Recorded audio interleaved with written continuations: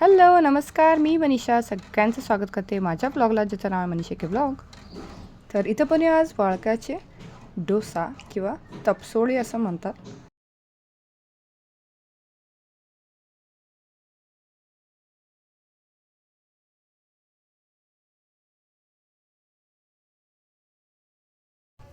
तर इथं मी घेतलेलं आहे वाळकू, हे मोठे वाळकू. तर या वाळकूचे तपसोळ्या बनवणार आहे किंवा वाळकूचे इन्स्टंटवाले डोसा.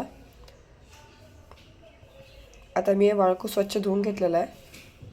आता हे खिसून घेणार आहे. तर मी आता खिसणीवर खिसून घेते पहिला. तर इथं बघा छान असा वाळकू 2 खिसून घेतलेले आहेत. तर इथं वाळकू खिसून झालेला आहे. तर आपण पुढे बघूया काय करायचं. इथे घेतलेलं आहे 2 मिरची आणि अर्धा चमचा जिरं. आता मी हे मिक्सरला वाटून घेणार आहे. तर मी हे पहिलं मिक्सरला वाटून घेते. तर इथे बघा छान असं बारीक वाटून घेतलेलं आहे मी. आता इथं घेतलेलं आहे 5 वाटी तांदळाचं पीठ. हे फक्त नॉर्मल आपलं तांदळाचं पीठ आहे. तिथं मी 5 वाटी तांदळाचं पीठ घेतलेलं आहे. यामध्ये आता हे घालूया. मिरची वाटून घेतलेली घालायची. तर आता इथं ही मिरची आणि जिऱ्याची भरड घातलेली आहे. आता आपण हे वाळकू किसलेलं तेही घालूया. पाणी टाकायचं नाही, पाणी पण यामध्येच घालायचं.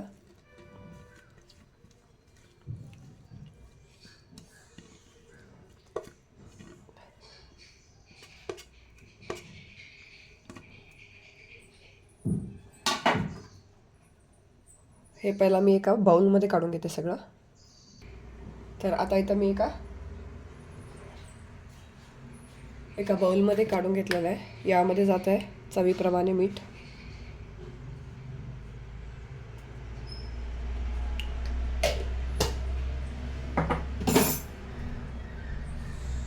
त्यानंतर बारीक चिरून घेतलेली कोथिंबीर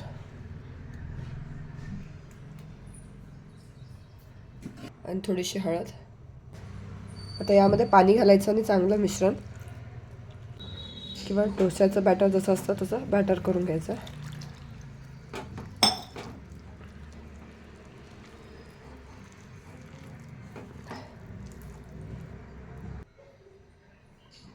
तर इथं बघू शकता मी पाणी ॲड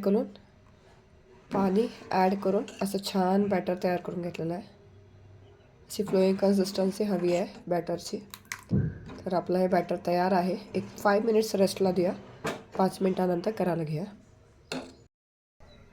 तर आता इथं मी तवा ठेवून गरम करून घेतलेला आहे तवा. त्याला तेल लावून ग्रीसही करून घेतलं आहे. जर तुमच्याकडे भिडाचा तवा नसेल तर तुम्ही डोशाच्या तव्यामध्ये पण करू शकता, डोसा पॅनमध्ये पण करू शकता. तर चला मग आता तवा तापलेला आहे. तर आपण